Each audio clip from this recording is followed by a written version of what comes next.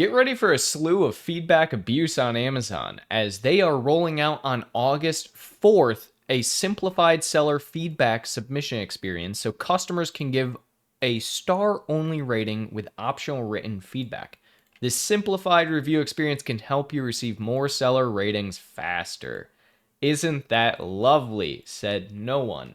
Now, I would typically think that this is a great change. People are able to get seller feedback a lot easier. It's one of those areas that people realistically don't get enough of as is because it has even lower percentage than just getting a product review.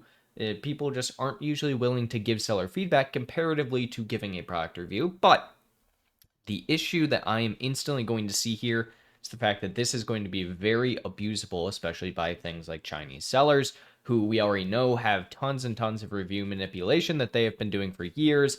And I think that this is just going to be another example of that.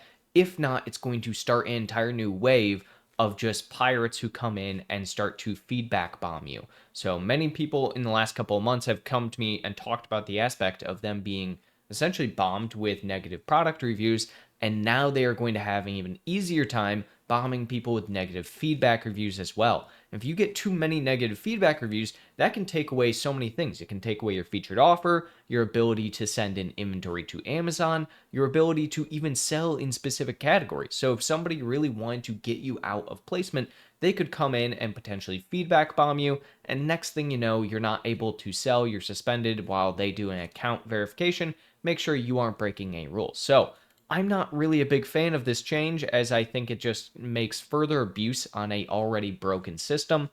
Secondarily to that, they also say honest and authentic star ratings are an important way for customers to know how past order experiences were perceived by other customers. Fantastic. That only works if they are accurate. To make it easier for customers to submit ratings, we're making written feedback optional, which will help increase rating submissions and give customers more information to confidently make purchase decisions. I just don't think that's the case. I think honestly that most people aren't writing feedback submissions because why would you do both a product review and then a feedback submission unless they really, really want to? And even then, I don't think that just adding a simple star rating is really going to change anything here.